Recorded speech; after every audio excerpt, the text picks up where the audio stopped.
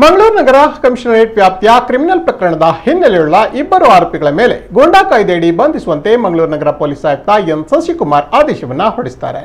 ರಹಿದಾಸ್ alias Akash Bhavan ಶರಣ ಹಾಗೂ ಪಿಂಕಿ ನವಾಜ್ನನ್ನ ಬಂಧಿಸುವಂತೆ ಆದೇಶವನ್ನು ಹೊರಡಿಸಲಾಗಿದೆ. ರಹಿದಾಸ್ ಮೇಲೆ 2008 ರಿಂದ 2022 20ಕ್ಕೂ ಹೆಚ್ಚಿನ ವಿವಿಧ ಪ್ರಕರಣ ದಾಖಲಾಗಿದೆ. ಪೋಕ್ಸೋ, ಸುಲಿಗೆ, ಕೊಲೆ ಯತ್ನ, ದಲಿತ ನಿಂದನೆ ಹೀಗೆ ಹಲವು ಪ್ರಕರಣಗಳು ದಾಖಲಾಗಿವೆ. ಜೊತೆಗೆ 2020ರಲ್ಲಿ ಕೊಲೆಯಾದ ಸುರೇಂದ್ರ ಬಂಟ್ವಾಳ್ ಕೊಲೆಯ ಪ್ರಕರಣದಲ್ಲೂ ಈತ ಭಾಗಿಯಾಗಿದ್ದ ಎಂಬ ಅಂಶ ಬಯಲಾಗಿದೆ. ಮಂಗಳೂರು ನಗರ ಪೊಲೀಸ್ ಕಮಿಷನರೇಟ್ ವ್ಯಾಪ್ತಿಯಲ್ಲಿ 15 ಪ್ರಕರಣ ದಾಖಲಾಗಿದೆ.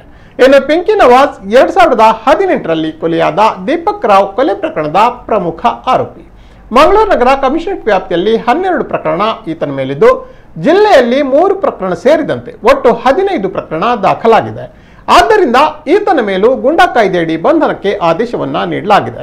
ವಿಶೇಷ ಅಂದರೆ ಆತ ನಿನ್ನೆವರೆಗೂ ಮೈಸೂರು ಜೈಲಿನಲ್ಲಿದ್ದು ಜಾಮೀನಿನ ಮೇಲೆ ಹೊರಬಂದಾಗ ಮಂಗಳೂರು ಪೊಲೀಸರು ಆತನನ್ನ ವಶಕ್ಕೆ ಪಡೆದುಕೊಂಡಿದ್ದಾರೆ.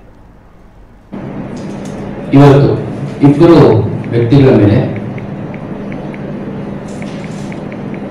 ಕರ್ನಾಟಕ ಕಳ್ಳಬಟ್ಟಿ ಸಾರಾಯಿ ವ್ಯವಹಾರಗಳ, ಮಾದಕ ವಸ್ತು ಅಪರಾಧಗಳ, ಜೂಜುಕೋರರ, ಗೂಂಡಾಗಳ, ಅನೈತಿಕ ವ್ಯವಹಾರ ಅಪರಾಧಿಗಳ, ಕೊಳಚೆ ಪ್ರದೇಶಗಳನ್ನು ಕಬಳಿಸುವವರ ಮತ್ತು ವಿಡಿಯೋ ಅಥವಾ ಆಡಿಯೋ ಪೈರೇಟ್ಸ್ ಅಧಿನಿಯಮ 1985 ಕರ್ನಾಟಕ ಕಾಯ್ದೆ ಸಂಖ್ಯೆ 12. ಇದನ್ನ ತುಂಬಾ ಪಾಪ್ಯುಲರ್ ಆಗಿ ಗೂಂಡಾ ಆಕ್ಟ್ ಅಂತ ಕರೀತಾರೆ.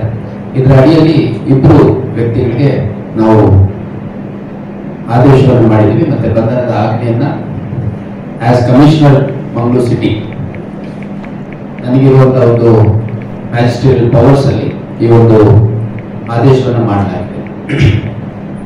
ಇದರಲ್ಲಿ ಮೊದಲನೇ ವ್ಯಕ್ತಿ ರೋಹಿದಾಸ್ ಅಲಿಯಾಸ್ ಆಕಾಶ್ ಭವನ್ ಅನ್ನುವಂಥವನು.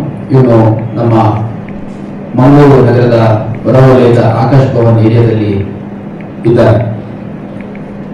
ಇವನು 2008 ರಿಂದ 2022 ನಿರಂತರವಾಗಿ ಸುಮಾರು 20ಕ್ಕೂ ಹೆಚ್ಚು ಅಪರಾಧ ಪ್ರಕರಣಗಳಲ್ಲಿ ತೊಡಗಿಸಿಕೊಂಡಿದ್ದಾನೆ. ಇವರ ಮೇಲೆ ಕೊಲೆ ಪ್ರಯತ್ನ, ಮಾರಣಾಂತಿಕ ಹಲ್ಲೆ, ಪೊಲೀಸರ ಮೇಲೆ ಹಲ್ಲೆ,